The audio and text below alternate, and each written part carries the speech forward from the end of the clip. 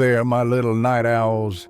It's Grandpa Sam, and I've got a real spine chiller for you tonight on Grandpa Sam's Bedtime Stories. I hope you're all tucked in, 'cause this tale might just make you pull those blankets a bit tighter. We're talking about a family, the kind you'd see on a Christmas card, smiling, happy, and full of love. But what happens when they open their hearts to a foster child who's, well, a little more than they bargained for? This story's called The Foster Child's Shadow, and it's a slow, creeping kind of horror. The kind that starts with a whisper and ends with a scream. You'll meet the Hendersons, a picture-perfect family, and little Elias, a boy with eyes that don't quite match his smile.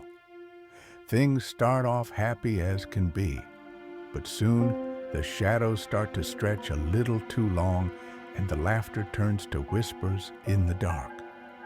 Will the Hendersons survive the darkness Elias brings, or will they be swallowed by it?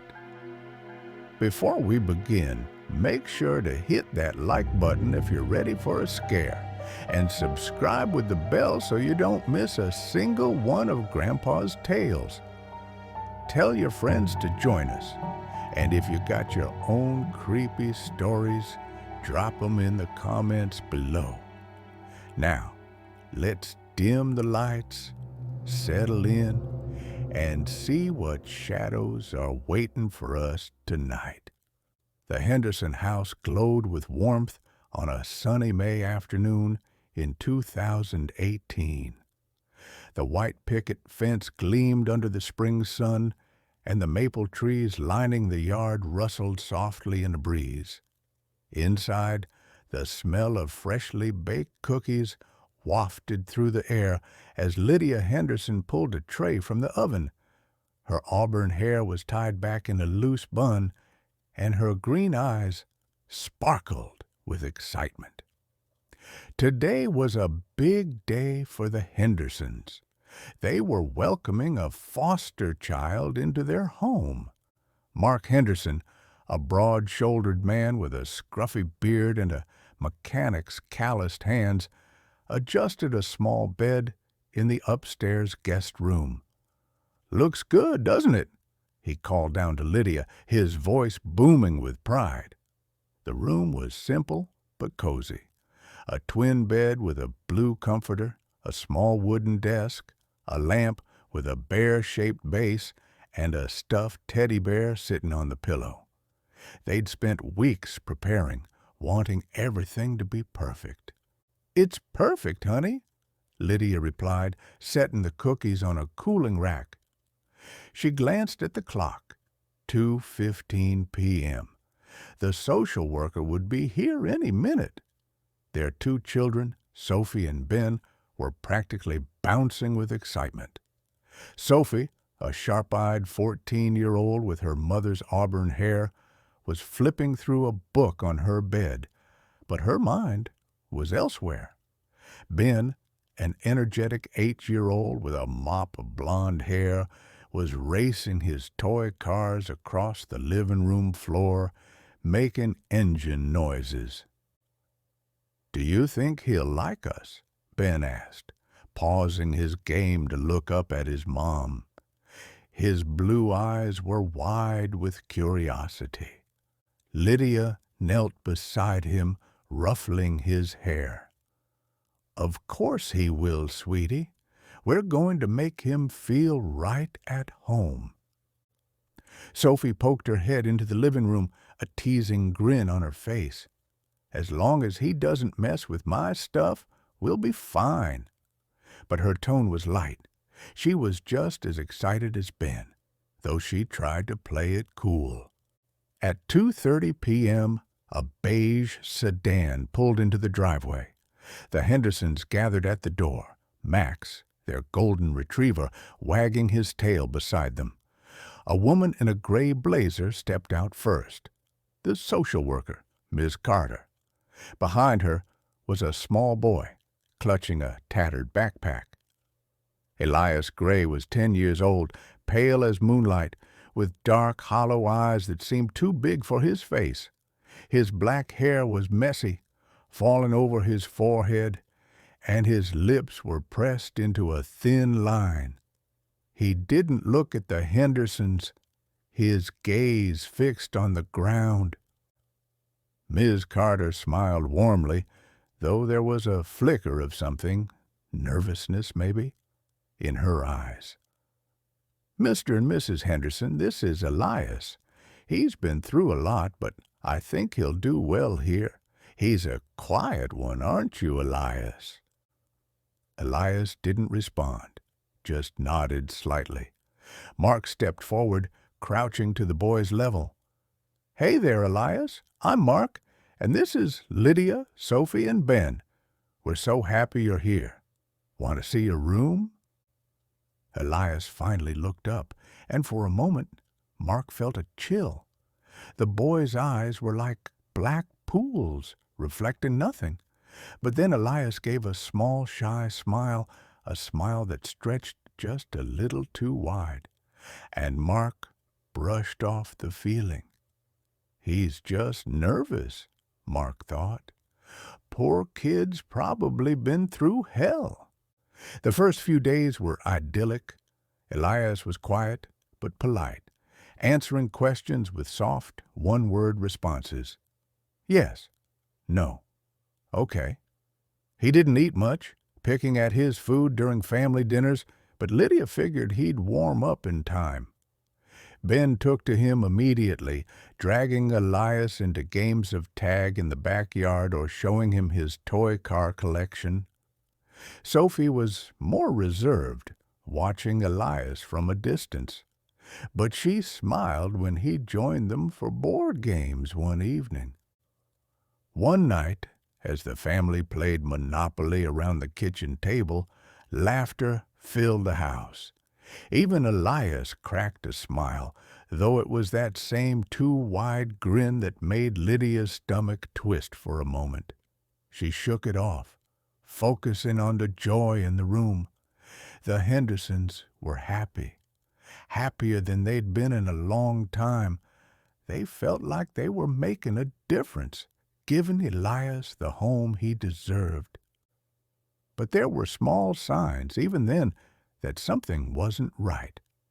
At night, Sophie heard whispers coming from Elias's room, soft, rhythmic murmurs like he was talking to someone. She pressed her ear to the wall once, catching the words, "They're coming closer." When she asked him about it the next morning, Elias just stared at her unblinking and said, "I don't know what you mean." His voice was flat, emotionless, and Sophie felt a shiver run down her spine. Elias also had a habit of staring at the shadows on the walls. During the day, when the sun streamed through the windows, he'd sit on the living room floor, watching the shadows cast by the curtains. Once, Ben asked, "What are you looking at?" Elias turned to him, his dark eyes gleaming, and said, "They move sometimes. Don't you see it?" Ben laughed, thinking it was a game, but Sophie, sitting nearby, felt her skin crawl. Lydia noticed other oddities. Elias never touched the stuffed bear they'd given him. It stayed exactly where they'd placed it on the bed, untouched. And his room was always cold, even on warm spring days. She checked the windows, the vents, but found no explanation. Mark laughed it off when she mentioned it. "You're overthinking, Lyd. It's an old house. Probably just a draft." But Lydia wasn't so sure. There was something about Elias, something in the way he moved, the way he watched them, that made her feel like they were being studied. Still, she pushed the feeling down. They were a happy family, and Elias was just a kid who needed love. What could possibly go wrong? The first real crack in the Hendersons' happiness came a week after Elias arrived. It was a quiet Tuesday evening, the kind where the neighborhood seemed to hold its breath. The family was in the living room, watching a movie, some animated film Ben had picked out. Elias sat on the floor, his back straight, his hands folded in his lap. He wasn't watching the screen. He was watching the shadows on the wall as usual. Sophie, curled up on the couch with a blanket, noticed it first. The shadow cast by the lamp in the corner, it was moving, not swaying with the flicker of the TV screen, but stretching, elongating, like a hand reaching across the wall. She blinked, thinking it was a trick of the light, but the shadow kept moving, its fingers curling inward. Her heart skipped a beat. "Dad," she whispered, nudging Mark, who was half asleep beside her. "Look at the wall." Mark rubbed his eyes and glanced over. The shadow was back to normal now, just a vague shape cast by the lamp. "What's wrong, Soph?" he asked, his voice groggy. It moved," she said, her voice trembling, "like a hand." Mark chuckled, patting her shoulder. "You've been reading too many of those creepy books. It's just the light." But Sophie wasn't convinced. She glanced at Elias, who was still staring at the wall, his lips twitching into that too-wide smile. For a moment, she thought she saw his shadow move too, rippling like water, though he hadn't shifted an inch. She pulled the blanket tighter around herself, her stomach churning. The next morning, Max, the family dog, started acting strange. The golden retriever, usually a bundle of energy, began growling at empty corners of the house. He'd stand in the hallway, his hackles raised, staring at nothing, or at least nothing the Hendersons could see. Ben tried to coax him into playing fetch, but Max ignored the ball, his growl low and steady. "Maybe he's sick?" Mark suggested, scratching his beard. He called the vet, but they found nothing wrong with Max. "Just stress," the vet said. "Has anything changed at home recently?" Lydia exchanged a glance with Mark. The only change was Elias, but neither of them wanted to say it out loud. They didn't want to admit that the boy they'd welcomed into their home was starting to scare them. That night, Ben woke up screaming. Lydia rushed into his room, her heart pounding, and found him sitting up in bed, his face pale and streaked with tears. "It was watching me," he sobbed, pointing at the corner of his room. "The tall shadow man, he had white eyes." Lydia pulled him into her arms, stroking his hair. "It was just a nightmare, sweetie," she said, though her voice wavered. She glanced at the corner, nothing but an empty chair and a pile of toys. Still, the room felt colder than it should have, and she couldn't shake the feeling that something was watching them. The next day, Elias's behavior grew stranger. At breakfast, he sat at the table, staring at his plate of pancakes, not touching them. Lydia tried to make conversation. "Do you like pancakes, Elias?" "I can make something else if you'd rather—" "They don't taste right," Elias interrupted, his voice flat. He looked up at her, his dark eyes unblinking. "They taste like ashes." Lydia forced a smile, though her hands trembled as she poured orange juice. "Well, maybe you're just not hungry. That's okay." But Elias kept staring at her, and for a moment she thought she saw something move in his eyes, like a shadow passing over water. She blinked, and it was gone, but the unease lingered. Later that day, Sophie found a drawing Elias had left on the kitchen counter. It was a crude sketch in black crayon. The Henderson family standing in a line, smiling stick figures with round heads. But behind them loomed a larger figure, scribbled in heavy, jagged strokes, a tall, faceless shape with long, claw-like hands. The words, "They see you," were scrawled at the bottom in shaky letters. Sophie's stomach dropped. She showed the drawing to her parents, her hands shaking. "He drew this," she said. "What does it mean?" Mark frowned, his brow furrowing. "It's just a kid's drawing, Soph. He's probably working through some trauma. The social worker said he's been through a lot." But Lydia wasn't so sure. She recognized the fear in Sophie's eyes. It was the same fear she'd been trying to ignore. "I'll talk to him," she said, taking the drawing and folding it carefully. When she sat Elias down that afternoon, he didn't look nervous or guilty. He just sat on the couch, his hands folded in his lap, staring at her with those hollow eyes.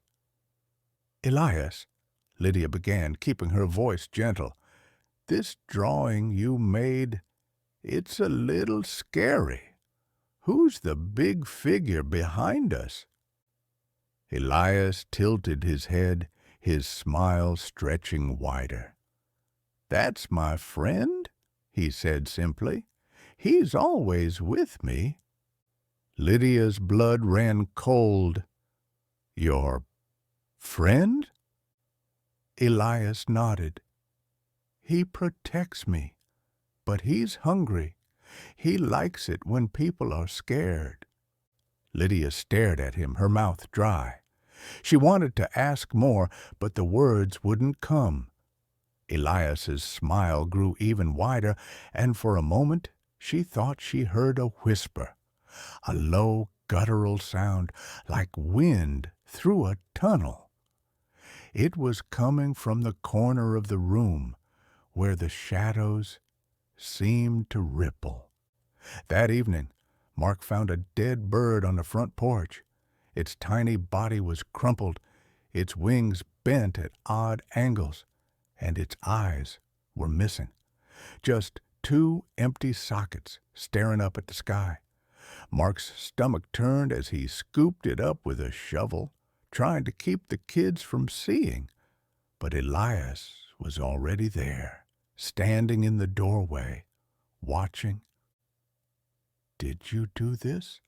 Mark asked, his voice sharper than he intended. Elias didn't answer. He just stared at the bird, his expression blank, and then turned and walked back inside. Mark stood there, the shovel trembling in his hands, a sense of dread settling over him like a heavy fog. The house began to change. Shadows seemed to stretch longer than they should, even in the middle of the day. The temperature dropped, especially in Elias's room, where the air felt like a winter morning. Objects started falling inexplicably. Glasses shattered in the kitchen, picture frames cracked on the walls. One night, a family photo fell from the mantel, the glass splitting right across their smiling faces. The Hendersons started arguing. Mark and Lydia, who rarely fought, snapped at each other over small things. Sophie withdrew, spending more time in her room, her earbuds in to drown out the whispers she swore she heard at night. Ben clung to his parents, his nightmares growing worse. "The shadow man wants me," he'd sob, his small body shaking.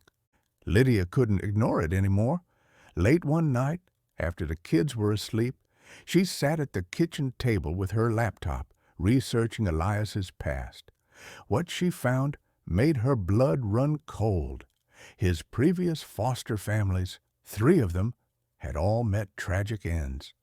One family vanished without a trace, their house found empty, the furniture covered dust. Another suffered a house fire, the cause undetermined, with only Elias surviving. The third family, the parents, had been found dead, their bodies covered in strange claw-like marks. Elias had been found sitting calmly in the living room, unharmed. Lydia's hand shook as she closed the laptop. She looked up, and her breath caught in her throat. In the reflection of the kitchen window, she saw a shadow, a tall, formless shape with glowing white eyes standing just behind her. She spun around, but there was nothing there, just the empty kitchen, bathed in the dim glow of the overhead light. The shadow entity made its presence undeniable 2 weeks after Elias's arrival. It was a stormy night, the kind where the wind howled through the trees and rain lashed against the windows. The power flickered, casting the house into brief moments of darkness. The Hendersons were in the living room, trying to keep things normal. Mark was reading a book, Lydia was knitting, and the kids were playing a card game on the floor. Elias sat apart from them, staring at the wall, his lips moving silently. The lights flickered again and then went out completely. The room plunged into darkness, the only sound a howling wind outside. Ben whimpered, scooting closer to Sophie. "I don't like this," he whispered. "It's okay, buddy," Mark said, fumbling for his phone to use as a flashlight. "Just a power outage. I'll grab some candles." But before he could stand, a low, guttural whisper filled the room. It wasn't the wind. It was coming from inside the house, from the corner where Elias sat. The whisper grew louder, forming words in a language none of them understood, a harsh, guttural chant that made their skin crawl. "Elias," Lydia called, her voice trembling. "What's happening?" Elias didn't answer. He stood up, his movements slow and deliberate, and turned to face them. In the dim light of Mark's phone, his eyes seemed to glow, not with light, but with darkness, like twin voids. His smile stretched wider than ever, splitting his face in a way that looked almost inhuman. "It's here," he said simply, his voice echoing with an unnatural depth. "It's hungry." The shadows in the room began to move. They stretched and twisted, forming shapes, claws, hands, faces with hollow eyes. The temperature plummeted, their breaths visible in the air. Max, who had been cowering under the coffee table, let out a low, terrified growl. And then it appeared. From the corner of the room, a mass of darkness rose, taller than any human, its form shifting and writhing like smoke. 2 glowing white eyes opened in its face, staring directly at the Hendersons. Its presence was suffocating, a weight that pressed down on their chests, making it hard to breathe. The whispers turned into a scream, a sound that felt like it was tearing at their minds. Ben screamed, scrambling backward until he hit the wall. Sophie grabbed his hand, pulling him behind her, her eyes wide with terror. Mark stood in front of his family, his fists clenched, though he had no idea how to fight something like this. Lydia clutched her knitting needles, her mind racing for a way to protect her children. The entity lunged, its shadowy claws slashing through the air. It went for Ben first, its claws grazing his arm as Sophie yanked him out of the way. Ben screamed, blood welling up from the shallow cuts. The entity turned its glowing eyes on Sophie next, its whispers growing louder, more insistent. "Get out of my house!" Mark roared, grabbing a fireplace poker and swinging it at the entity.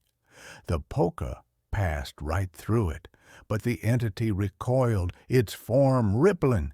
It turned on Mark, slamming him against the wall with a force that knocked the breath from his lungs. He crumpled to the floor, gasping. Lydia's mind raced. She remembered something, a journal she'd found in the attic when they'd first moved in, hidden in a dusty box. It had belonged to a previous homeowner, a priest, who wrote about banishing a shadow demon with light and faith.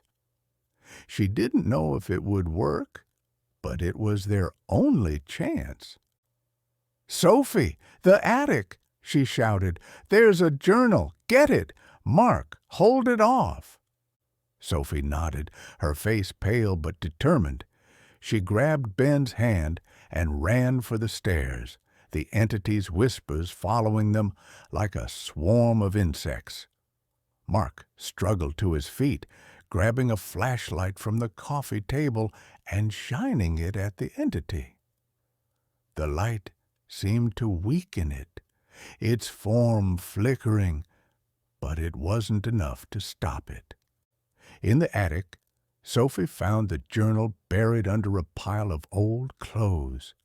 It was a leather-bound book, its pages yellowed with age. She flipped through it, her hands shaking, until she found the passage her mom had mentioned. "The shadow feeds on fear. It cannot abide light, nor the words of the faithful. Speak the prayer, hold the light, and banish it back to the void." There was a prayer written in Latin, along with a sketch of a cross surrounded by candles. She grabbed the journal and ran back downstairs, where the situation had worsened. The entity had Mark pinned to the wall again, its claws inches from his throat. Lydia was on the floor, crawling toward a drawer where they kept candles and matches. Elias stood in the corner, watching, his smile never wavering. "Mom!" Sophie shouted, tossing the journal to Lydia. "It says light and a prayer." Lydia caught the journal, her hands trembling as she lit a candle with a match. The flame flickered, casting a warm glow that seemed to push the shadows back. She held the candle in one hand and the journal in the other, reading the prayer aloud. "Domine lux mea et salus mea, quem timebo.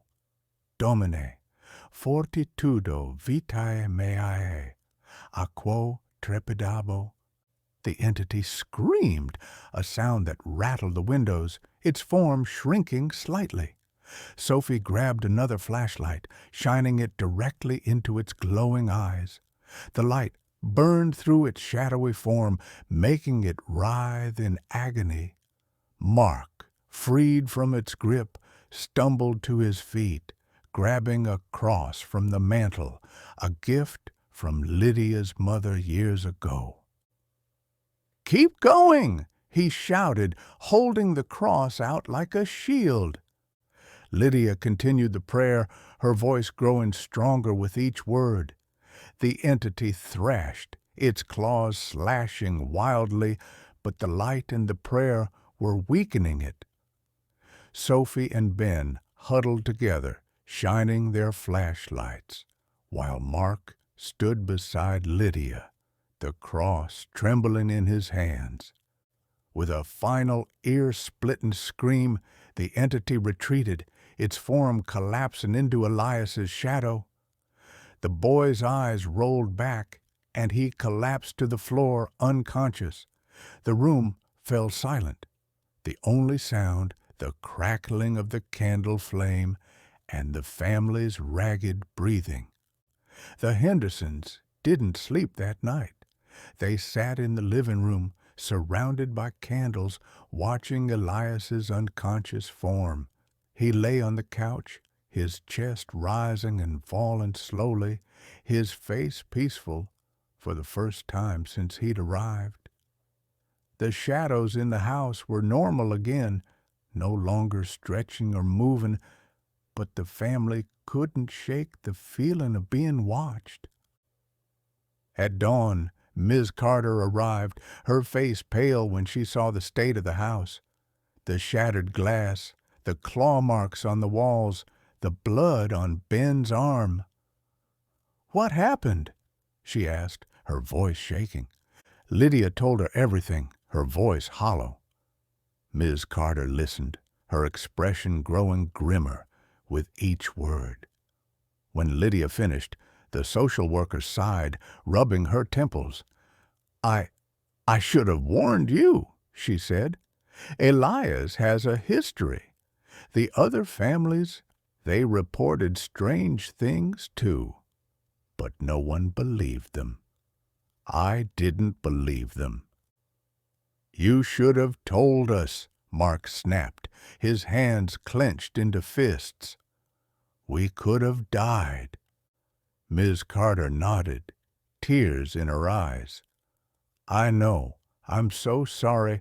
I'll take him back to the agency. We'll figure something out."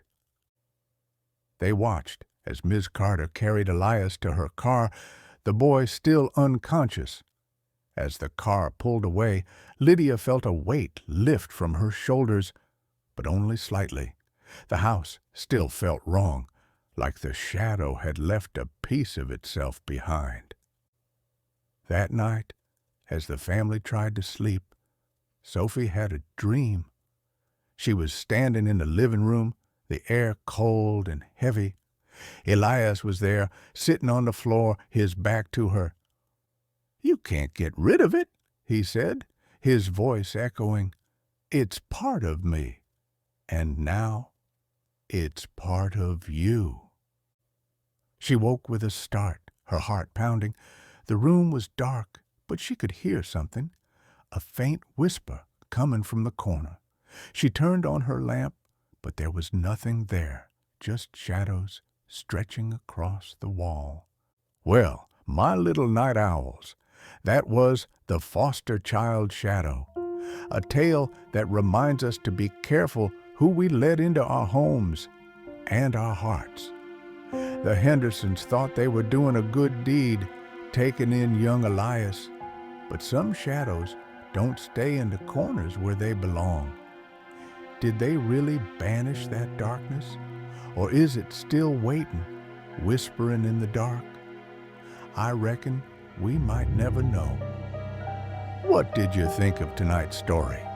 Did it give you the chills, or did you see that twist coming? Drop your thoughts in the comments below. I love hearing from you. And if you've got your own creepy tales to share, don't be shy. Maybe Grandpa Sam will tell them next time. If you enjoyed this story, give it a big old like, and don't forget to subscribe and ring that bell so you never miss a bedtime story. Share this with your friends. Let's see if they're brave enough to listen with the lights off. And if you're feeling extra curious, check out our other tales, like The Desert Haven Inn, for more shivers and scares. For now, it's time to say goodnight. Sleep tight, my dears, and don't let the shadows get too close. This is Grandpa Sam, signing off. Until next time.